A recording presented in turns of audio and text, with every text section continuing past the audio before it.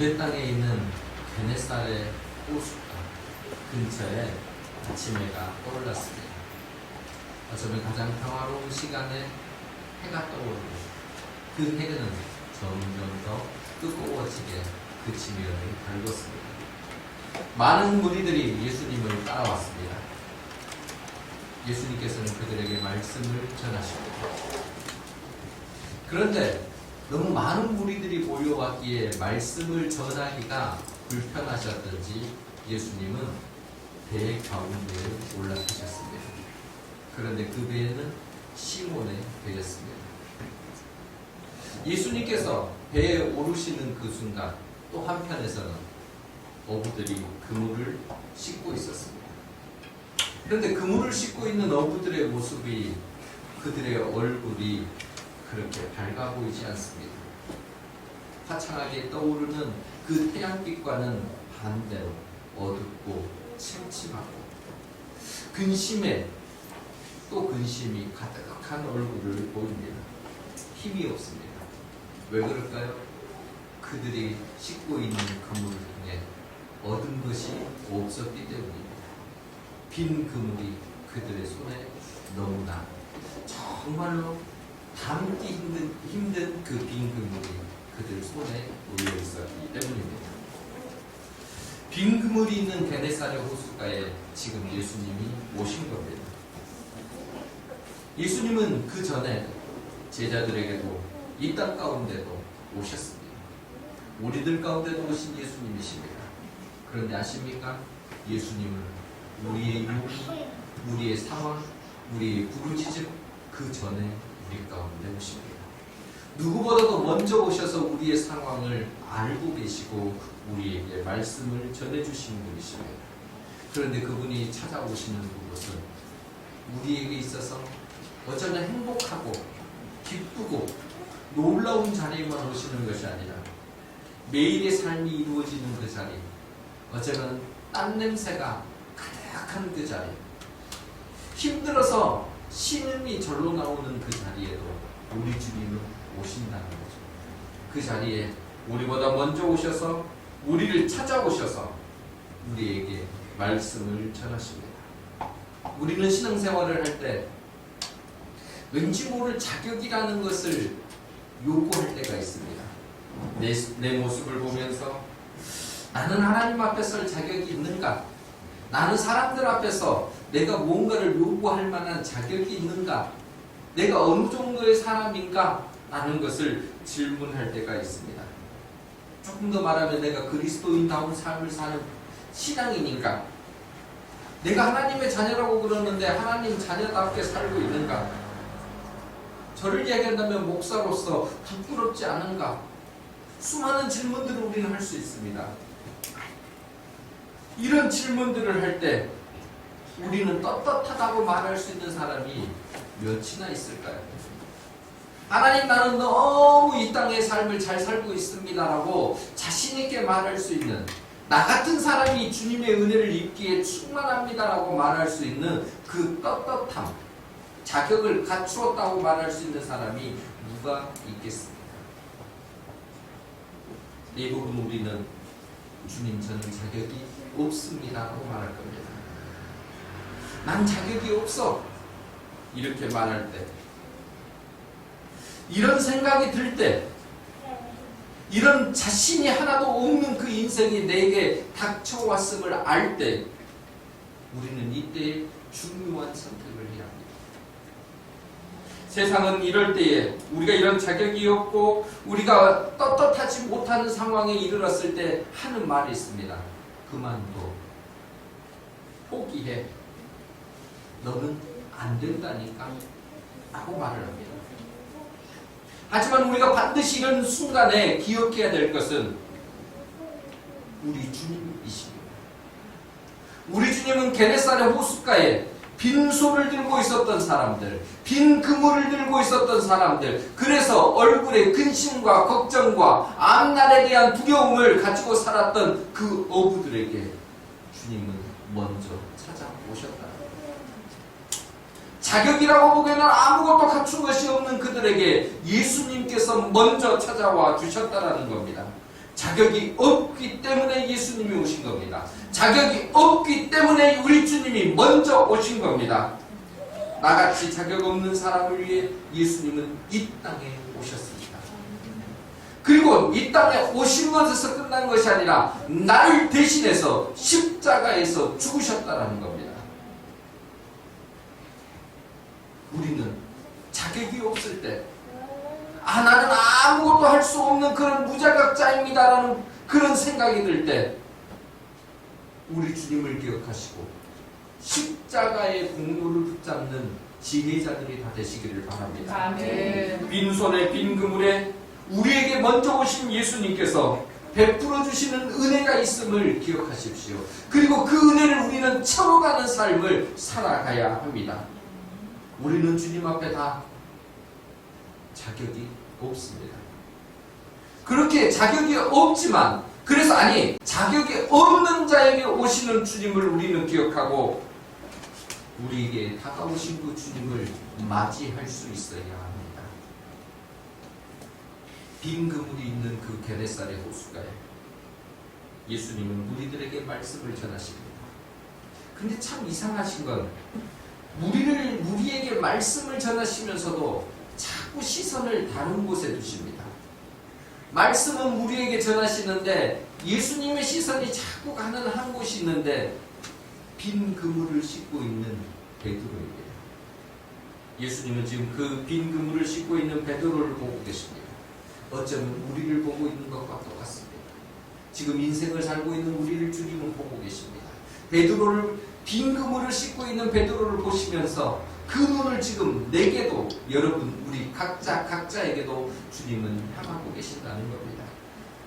빈 그물을 싣고 있는 베드로를 생각해 보십시다. 그는 밤새 고기를 잡기 위해 노력했습니다. 그런데 한 마리도 잡지를 못했던 겁니다. 아침 햇살이 내릴 때는 이때 우리는 무언가 소망을 가지고 기대를 가지고 그래 오늘 하루 살만해 이렇게 우리는 기대를 가지고 일어서야 되는데 빈 그물을 싣고 있는 베드로와 그의 친구들은 이 소망이 가득한 이 아침이 소망이 아닌 절망이고 근심이고 걱정이고 어둠입니다. 전날 수십 번 아니면 좀 수백 번 그물을 내리고 올리기를 반복했습니다. 고기를 잡지 못하고 어쩌면 이런 생각했을지도 모릅니다. 이런 날이 없는데 세상에 이런 날이 없었는데 어떻게 한 마리도 잡히지 않을 수가 있을까? 허탄했을 겁니다. 마음적으로는 근심이 쌓이는 것뿐만 아니라 이 헛그물질을 통해서 가졌던 육체적 피로는 엄청나게 큰 무게감으로 그에게 다가왔을 겁니다. 피곤이 사무치도록 지난 아침입니다.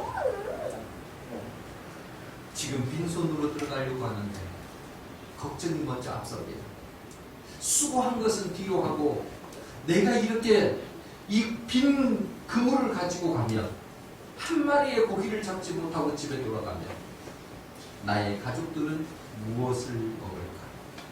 잡은 물고기로 양식을 사서 들어가야 되는데 양식을 먹일 내 가족들이 그 얼굴이 기억나기 시작합니다. 빈손인데 무엇으로 살까? 화가 치밀어오기도 합니다. 내가 그토록 밤새도록 고생을 했는데 이럴 수가 있다니. 베드로만 이렇습니까? 우리 인생은 어떻습니까? 지난 6개월 살면서 우리의 삶들은 내가 그물을 내린 것만큼 거기에 따르는 이 결실들이 그물에 올라오는 그 물고기의 양들이 충만하셨습니까?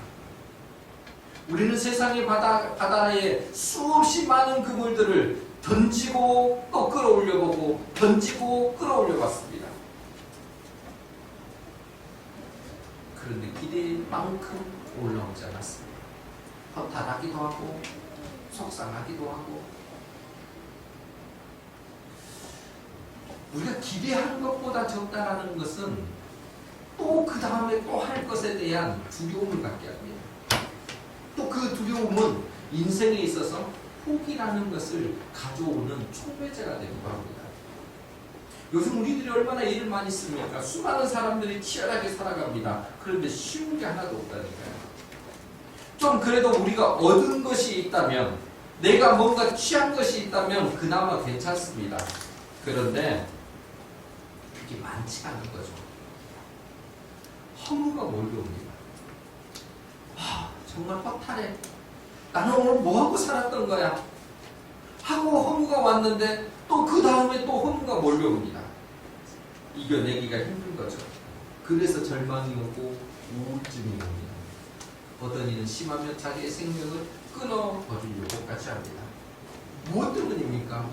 허무가 내 삶을 가로막았기 때문입니다.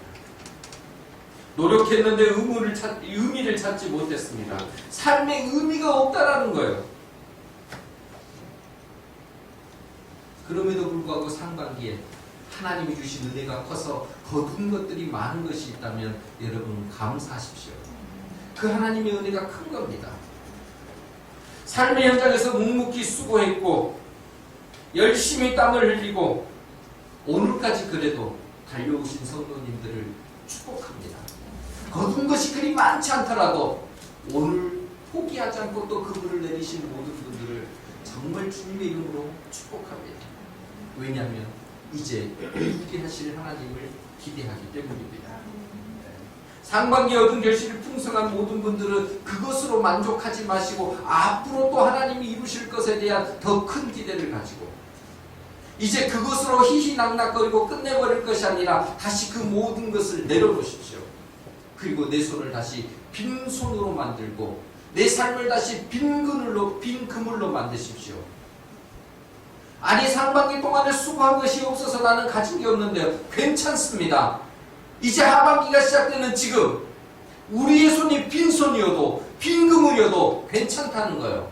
왜냐하면 그것을 채우실 우리 주님이 계시기 때문입니다. 결실이 있든 결실이 없든 그것이 중요한 게 아니라 이제부터 달려갈 우리의 인생이 하반기에 그 삶이 더 중요합니다. 그래서 우리 가운데 채워놓지 마시고 빈 것으로 다시 채우실 주님을 기대하며 그 손으로 나가는 우리 모두가 되기를 소원합니다. 그러면 어떻게 그것을 채울 수 있을까요? 어떻게 우리는 힘을 낼 수 있고 그것을 빈손에 채우는 그 은혜, 빈 그물에 채우는 은혜를 가질 수 있을까요? 인생의 의미를 찾지 못하고 허무한데 아니 노력해도 그것이 빈 그물이었는데 무엇으로 가질 수 있습니까? 아니 내가 기대한 것과 지금 현실이 보여주는 현실이 너무나 크게 차이가 나는데 무엇으로 그것이 감당되어지겠습니까? 그런데 오늘 베드로 빈 그물을 가지고 있었던 베드로에게 일어난 역사를 보면서 우리는 힘을 얻을 수 있고 방법을 찾을 수 있습니다. 어쩌면 빈 그물을 가지고 있는 베드로가 우리의 인생에서 지금의 우리의 모습과 흡사할 수 있습니다. 우리도 빈 그물이 있지 않습니까? 허무와 절망이 가득한 이 빈 그물을 베드로도 가지고 있었고 우리도 가지고 있었는데 그들에게 베드로에게 예수님이 말씀하십니다. 우리는 주님의 말씀을 들어야 합니다. 우리 4절 말씀을 같이 읽습니다. 말씀을 마치시고 시몬에게 이르시되 깊은 데로 가서 그물을 내려 고기를 잡으라. 아멘. 우리들에게 말씀을 마치신 예수님이 그동안에 보고 계셨던 그 베드로에게 다가가서 말씀하십니다. 베드로에게 다가가신 예수님이 이런 말씀이죠. 깊은 데로 가서 그물을 내려 고기를 잡으라.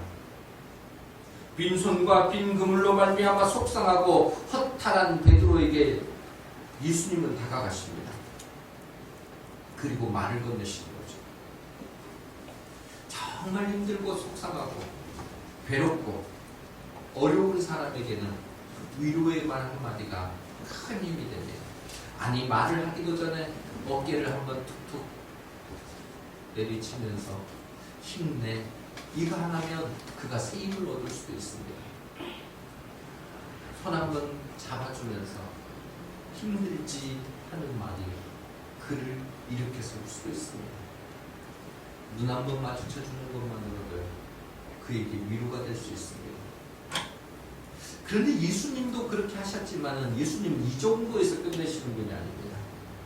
이 시간 우리 모두에게도 예수님이 우리를 만져주시는 은혜가 있기를 바랍니다. 아멘. 상반기 동안 고생하시고 힘들었고 뭐 이런 속상함이 있다 하더라도 그 위에 주님의 만져주심이 있으면 모든 게 녹아집니다. 그런데 이런 만져주심 위로로 끝내시는 예수님이 아니십니다. 우리 주님은 소망을 주십니다. 우리 주님은 생명을 주십니다. 우리 주님은 능력을 주십니다. 그것을 어떻게 주시냐면 말씀을 통해서 주십니다. 그래서 우리는 말씀을 들을 수 있어야 합니다. 베드로의 상한 마음만 위로하려고 하시는 것이 아니고 베드로에게 그 빈 그물이 되어 있는 그 손, 그 빈손이 되어 있는 그곳에 하나님은 새로운 역사를 일으키시기 위해 예수님의 말씀을 사용하십니다. 그래서 우리가 말씀을 가까이 하고 듣는 것이 매우 중요합니다. 여러분, 말씀을 듣는 자에게 복이 생기고 문제가 생긴 자에게 해결책은 말씀을 통해서 이루어집니다. 세상에서 위로를 받을 수는 있습니다. 그런데 위로가 위로로 끝난다면 그것은 또 다른 우리의 절망을 가져올 뿐입니다. 그런데 위로가 능력이 되고 위로가 힘이 되고 위로가 또 다른 삶을 살아가는 데에 시작점이 된다면 우리는 복을 받은 사람임에 틀림없습니다. 여러분, 내가 가야 할 길이 보이지 않습니까? 주님의 음성을 들으셔야 합니다. 내가 어디로 향해야 되는지 좌표를 설정하지 못했습니까? 주님의 지시등을 보실 수 있어야 합니다. 주님의 음성을 듣고 주님의 지시등을 받는 자, 그는 말씀을 통해서 가능한 자입니다. 예수님께서는 말씀해 주십니다. 말씀을 통해 우리 인생의 길을 열어주시고 해결책을 제공해 주십니다. 본문에서 그랬습니다. 예수님께서 베드로에게 해결책을 제시해 주십니다. 깊은 데로 가서 그물을 내려 고기를 잡아라. 깊은 데로 가서 그물을 내리고 고기를 잡으라고 명령하십니다. 이 예수님의 말씀을 들은 베드로의 상황은 어땠을까요? 그 속마음을, 순간 지나가는 그의 속마음이 어땠을까요? 웃긴다고 생각하지 않았겠습니까?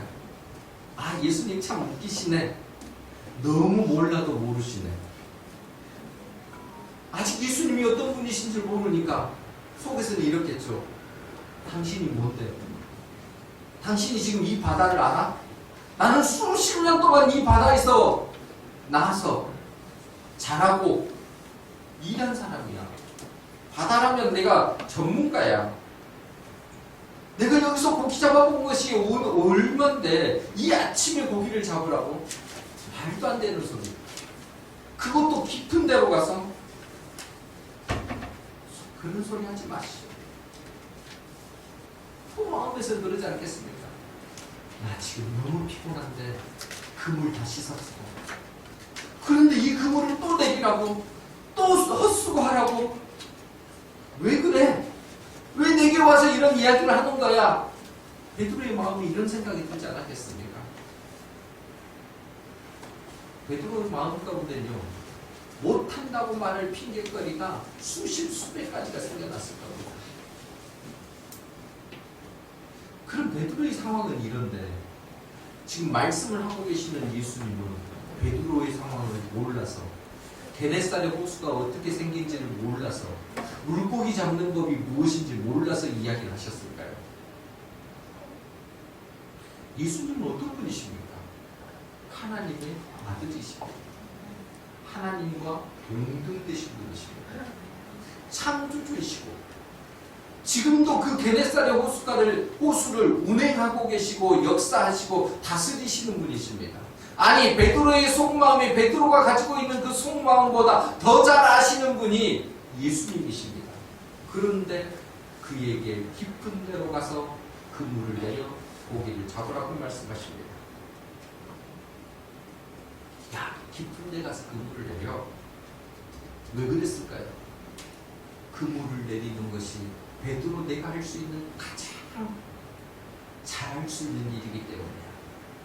베드로 내가 이 땅에서 할 수 있는 가장 제일 잘할 수 있는 것이 뭐냐면 그물 내리는 일이잖아. 그래서 그것으로 하는 거야. 그물 씻는 거 피곤하지. 그런데 한 번 더 수고하면 어때? 무엇보다 지금 너 빈손이잖아. 이 빈손으로 집에 들어가면 돌아가면 너의 식구들을 어떻게 할 거야? 빈손으로 돌아가면 안 되잖아. 고기가 지금 필요하잖아. 지금 너에게 필요한 거는 고기잖아. 내가 그것을 주겠다니까. 내가 그것을 채워주겠다니까. 그물을 내려봐. 그것이 가능해. 주님이 그 이야기를 하시는 거예요. 그물을 내려봐. 그러면 내가 그 위에 채워줄게. 주님이 말씀하시는 거예요. 예수님께서는 지금 말씀을 통해 역사하고 계십니다. 말씀을 통해 벌써 게네사렛 호숫가의 일들을 지금 다 운행하고 계시는지 모릅니다. 무엇을 위해서 말입니까? 빈손인 베드로에게 채워주시는 것을 위해서. 빈손인 베드로가 실망하고 낙담하고 좌절하지 않도록 하기 위해서 지금 말씀 가운데 역사하고 계시는 겁니다. 무엇을 통해서요? 그냥 베드로가 아무것도 하고 있지 않는데 채워주신 역사는 아니에요. 베드로가 제일 잘할 수 있는 것으로 지금 명령하고 계신 겁니다. 베드로가 제일 잘할 수 있는 게 뭡니까? 그물질입니다. 그물을 내리는 거, 그물을 던지는 거, 그리고 그것을 건져 오르는 거, 올리는 거, 베드로가 최고로 잘할 수 있는, 베드로가 자랑할 수 있는 그 이야기입니다. 예수님은 그것을 사용하고 계십니다. 베드로를 보시는 주님은 지금 우리도 그렇게 보고 계십니다. 각자에게 주신 재능이 있고 달란트가 있습니다. 너는 무엇으로 나를 섬길 수 있느냐? 너는 무엇을 가지고 이 땅을 살고 있느냐 물어보십니다. 그것을 마음껏 던지라고 이야기하십니다.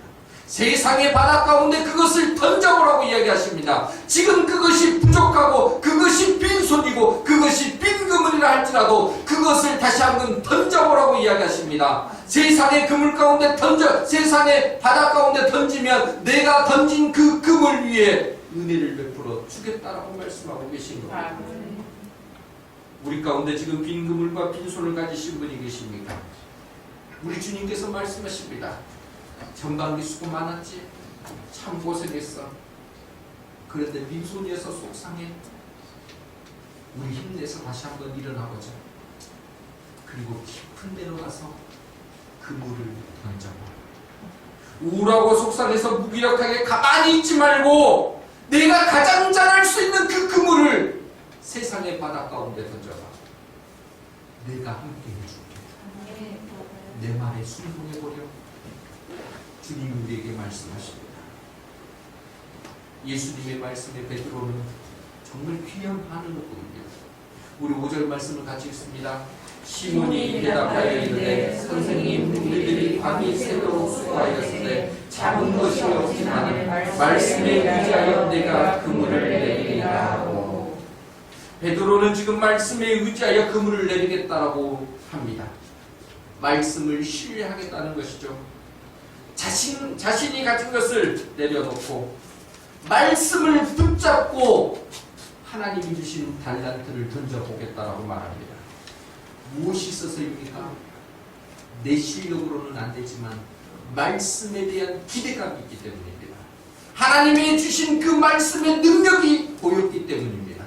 뭔가 꿈틀거리는 소망이 그 안에 움직임을 가져왔기 때문입니다. 믿음이 무엇입니까? 여러분 믿음이 무엇이라고 생각하십니까? 믿음은 주님에 대한 기대감입니다. 하나님이 말씀하신 것에 대한 기대감입니다. 하나님이 이루실 것에 대한 기대감입니다. 그것을 가지고 나가는 자, 그것을 가지고 한 걸음 한 걸음 내딛는 자, 그는 믿음 있는 사람입니다. 베드로가 다시 그물을 내린 것은 주님의 말씀에 기대감이 있었기 때문입니다. 기대감이 없었다면 깊은 데로 가서 그물을 내릴 일이 없습니다. 우리가 말씀을 읽을 때, 말씀을 들을 때 이 기대감이 충만해지고 있습니까? 말씀이 우리 가운데 역사할 것이라는 거, 말씀이 우리 가운데 풍성하게 은혜를 입혀주실 거라는 거, 여러분 말씀에 기대감을 가지시기 바랍니다. 말씀은 반드시 능력이고 말씀은 반드시 힘이 되고 말씀은 우리를 새롭게 만들어주는 원동력이 됩니다. 말씀은 그래서 우리가 말씀을 들을 때 새로운 소망이 생기는 것입니다. 믿음은 기대감을 일으킵니다. 믿음이 강해지면 강한 기대감이 생기는 겁니다. 이것이 말씀이 주는 힘입니다. 그래서 로마서 10장 17절 믿음은 들음에서 나고 들음은 그리스도의 말씀으로 말미암느니라고 말씀하고 계십니다. 하나님의 말씀을 듣고 있는 우리 모두는 지금 대단한 일을 하고 있는 겁니다. 세상에 무슨 일을 만났더라도 하나님의 말씀을 듣고 있는 것 자체가 축복입니다.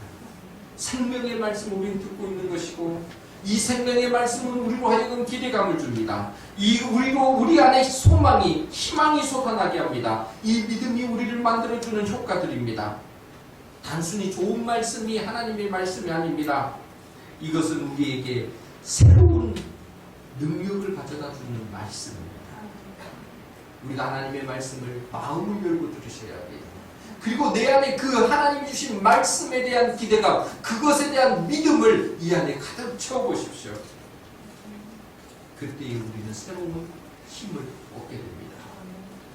하반기를 시작하는 우리에게 말씀이 주는 소망이 넘쳐나기를 바랍니다.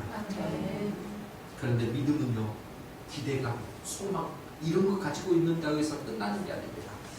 믿음은 우리에게 소망을 주고 소망은 또 한 가지 일을 하게 합니다. 그것이 뭐냐면 행동하게 만들어준다는 거죠. 그러니까 우리가 믿음을 가졌습니다. 말씀을 듣고 이 믿음을 가졌는데 이 믿음이 소망으로 기대감으로 내 안에 뭔가 충만한 것으로 생겼다면 이것은 반드시 그 다음 역사로 우리를 이끌어 간다는 거죠. 행동하게 만듭니다. 실행력을 갖게 해준다는 거죠. 기대하는 사람, 뭔가 의미를 갖고 그 일을 하고 싶은 열망이 생긴 사람에게는 반드시 행동이 따르게 되어 있습니다. 기대하니까요, 움직입니다. 기대하니까 하고 싶어집니다. 기대하니까 그 일에 따라서 노력을 하려고 합니다. 베드로를 보십시오. 즉시 행동으로 옮겼습니다.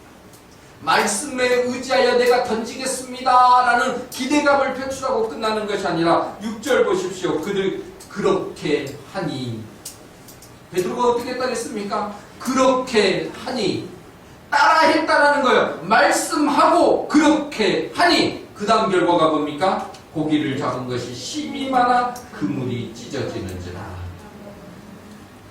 베드로는 기대감을 가졌고 주님은 말씀하신 대로 역사하셨습니다. 기대감을 갖고 행동했더니, 그렇게 했더니 그 다음 이루어지는 것은 그물이 찢어지도록 채워버리신 거죠. 빈 그물이었는데 빈 그물을 찢어지도록 채워주시는 분. 그 다음 말씀 보십시다. 7절 이에 다른 배에 있는 동무들에게 손짓하여 와서 도와달라니 그들이 와서 2배의 채움에 잠기게 되었다. 고기를 잡은 것이 힘이 많아졌다는 거죠. 고기가 너무 많아서 그물을 찢어버릴 정도의 그 양이 되었습니다.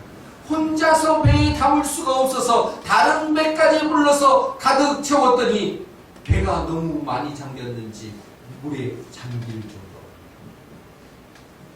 빈 그물이었는데 주님의 말씀에 순종했더니, 말씀을 믿고 행동으로 옮겼더니 그물이 가득 찼고 너무 많아 찢어질 정도가 되었습니다. 다른 이들의 도움을 받아 2배에 잠기게 채울 정도로 너무너무 많아졌다는 사실입니다. 하반기를 시작하는 오늘입니다. 빈 그물로 인해 속상하고 허탈했던 베드로에게 주님께서 허락하셨던 2배에 가득 채우고 잠기게 되는 은혜가 우리 모든 성도님들의 삶 가운데 일어나기를 소원합니다. 이 일들을 가져오는 믿음에 대한 말씀이, 또 말씀에 대한 믿음이 우리 성도님들 가운데 든든한 버팀목으로 자리 잡기를 바랍니다. 믿음은 행동하는 것입니다. 삶은 단순히 머리로 생각하는 것에서 끝나는 게 아닙니다. 생각이 가슴으로, 가슴이 손과 발로 나타나야 합니다. 우리의 빈손이 이제 움직여서 이 빈손 가운데 그 모든 것들이 채워지는 역사가 있어야 하는 겁니다. 여러분, 아무리 좋은 생각, 아무리 좋은 계획들 가지고 있어도 행동하지 않으면 헛것입니다. 인생은 결심하는 데에 끝나는 것이 아니라 행동할 때에 그 모든 일들이 이루어지는 겁니다. 감동받는 데서 그치는 것이 아니라 그것을 감동이 행동으로 나타나도록 실행력을 보이는 것이 우리의 모습이 되어야 합니다. 무엇으로 실행할까요? 무엇으로 행동할까요? 주님은 베드로에게 금을질로 그 일을 하라고 그러셨습니다. 우리가 가장 잘할 수 있는 걸로 던질 때 주님은 그것을 통해 역사하십니다. 우리가 하반기에는 우리 가운데 하나님께서 행하실 일들을 믿음으로 바라보십시다. 빈손과 빈금을 그대로 가지고 와서는 안 되는 겁니다. 우리 좀 이런 마음 가지면 안 될까요? 어떤 일을 할 때 내 잘한 거 한번 던져볼게. 대충 던지지 마십시오. 어떻게 던져야 될까요? 절박함을 가지고 한번 던져보십시다. 정말 절실함을 가지고 이 그물을 내가 던집니다라고 세상의 바다에 한번 던져보십시다. 그 절실함을 이루는 길은 나 혼자 던지는 게 아니죠. 내 능력으로는 부족하니까 그 다음 뭘 의지하는 거예요? 주님의 말씀을 의지하는 거고 주님이 일하실 것을 의지하는 것이고 주님의 능력을 의지해서 함께 절박함으로 그것을 던지는 겁니다. 우리가 하나님의 말씀을 믿음으로 붙잡고 그 던질 때 베드로에게 일어났던 이 놀라운 일들은 우리의 삶 가운데도 일어날 것입니다. 아멘. 고기를 던지는 것, 그물을 던지는 것, 고기를 잡는 것, 사실은 우리의 길에 이상의 일들이 너무나 많습니다. 여러분, 베드로가 잡은 그 고기의 양들은 베드로가 상상했던 그 내용보다 훨씬 많은 겁니다. 여러분, 우리가 계획하는 거는요, 요만큼일지 모릅니다. 그런데 하나님이 일하시면요, 이것을 뛰어넘고 이것이 우리의 상상력을 뛰어넘어서 아니 이게 이런 일이 벌어질 수도 있습니까? 아니 하나님 왜 내게 이런 복을 주시는 겁니까? 하나님 내게 이렇게 넘치는 복을 주셔도 되는 겁니까? 라고 고백할 정도로 하나님은 일하신다는 거예요. 우리가 그 주님을 의지하는 사람들이 되시기를 바랍니다. 베드로는 빈손으로 돌아갈 뻔했습니다. 그런데 두 배를 고기로 가득 채워서 돌아갔습니다. 이것이 베드로의 실력입니까? 아닙니다. 베드로의 능력밖에 일입니다. 베드로는 정말 베네사렛 호수가에서 평생 고기 잡는 일을 했던 어부였습니다만 어쩌면 그 아침에 경험했던 것은 일평생 동안 처음 겪는 일입니다. 왜요? 베드로의 능력으로 그동안에 자기의 실력으로 잡았던 고기 잡는 일이 아니라 우리 주님이 함께 해주시는 역사의 일이었기 때문에, 은혜의 일이었기 때문에 그렇다는 거죠. 자기가 모든 정성을 쏟아부어서도 안 될 때가 있었습니다. 그게 그 전날 밤의 고기잡이였습니다. 그런데 주님의 말씀에 의지해서 그 절박한 심정으로 던졌더니 주님은 그 위에 풍성함을 허락해 주셨습니다. 두 배에 가득 찬 만큼. 이런 은혜들이 우리에게 있기를 바랍니다. 이걸 우리는 신비라고 이야기합니다. 신앙은 신비로운 일들이 좀 있어야 합니다. 내 능력으로만 해결되는 것이 아니라 내 능력 밖에서 하나님이 이렇게 이루어 주신 거, 우리는 이걸 또 기적이라고 표현을 합니다. 인생 가운데 기적이 이루어져야 되는데 기적은 우리 주님과 함께 할 때 일상이 되어질 수 있습니다. 매일매일 경험할 수 있거든요. 우리가 그것을 경험하지 못한 건 내가 주님을 의지하지 않기 때문입니다. 내가 주님이 주시는 말씀을 가까이 하지 않기 때문입니다. 주님의 말씀을 의지해서 절박함 가운데 내가 실행하는 그 모습이 없기 때문입니다. 우리 다시 한번 신발끈을 메고 우리의 손을 다시 씻으십시다. 그리고 이 손과 신발, 주님이 붙여주시는 이 놀라운 능력이 함께 임하도록, 그리고 주님이 주시는 힘이 우리 가운데 가득 채워지도록 주님 앞에 결단해 보십시다. 이제 하반기에는 내 빈손과 내 빈 그물에 주님이 채워주신 은혜를 사모합니다. 이 사모함 가운데 내가 절박함으로 내 가장 잘한 것으로 하나님 던질 터이니 말씀에 의지해서 나가는 우리에게, 나에게, 우리 자녀들에게 하나님 마음껏 역사해 주십시오. 아멘. 베드로에게 부여주신 부어주셨던 그 놀라운 그 그물에 가득 찬 물고기를 우리에게도 부어 주옵소서. 이 놀라운 일들이 일상이 되어지는 우리의 삶이 되시기를 바랍니다.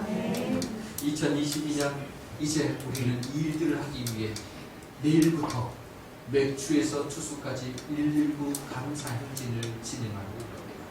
걸음을 믿음으로 감사로 한 발 한 발 내딛어 보십시오. 말씀을 보기 전에 하나님 내 삶을 인도해 주십시오. 성령님 함께 해 주십시오. 기도로 시작하시고 그 말씀을 보시고 하나님 이 말씀이 곧 내 삶 가운데 이루어 주십시오. 내가 이제 주님이 말씀하시는 것을 이 감사 행진을 통해 한 걸음 한 걸음 내딛어서 119일의 이 감사 행진을 진행해 갈 때 하나님이 추수감사하는 그 추수의 마지막 때에는 2배에 가득 채우는 역사로 주님 감사합니다를 올려드릴 수 있는 우리 모두가 되기를 소원합니다. 너무 많아서 너무 감사해서 우리의 입이 이렇게 찢어지는 그 기쁨이 어쩌면 만선의 기쁨을 가져오는 그 어부들처럼 우리의 인생에도 그런 복이 있기를 소원합니다. 우리는 지금 맥주 감사주일 예배를 드리고 있습니다. 이 예배를 시작함으로 해서 우리는 하반기를 가지고 하는 거죠. 주님께서 주신 말씀이 현실이 되기를, 이 땅에서 열매가 되기를 소원해 보십시오. 귀로만 듣던 말씀이 이제 내 눈으로 보여주는 역사가 있기를 소원합니다. 그 역사를, 그 신비한 경험이 지나고 또 모아져서 감사의 그 열매들이 주님 이렇게 많습니다 라고 이야기하는 2022년 우리의 삶이 되기를, 하반기가 그렇게 되기를 소원합니다. 지금 빈손입니까? 지금 빈 그물입니까? 네, 이제 우리의 소망이 채워지기를 바랍니다. 이 빈손과 빈 그물을 채우실 주님을 더욱 열렬하게, 그리고 절박하게, 그리고 간절히 사모하면서 그분과 함께 걸어가는 우리 하반기의 삶이 되시기를 주님의 이름으로 간절히 부탁드립니다.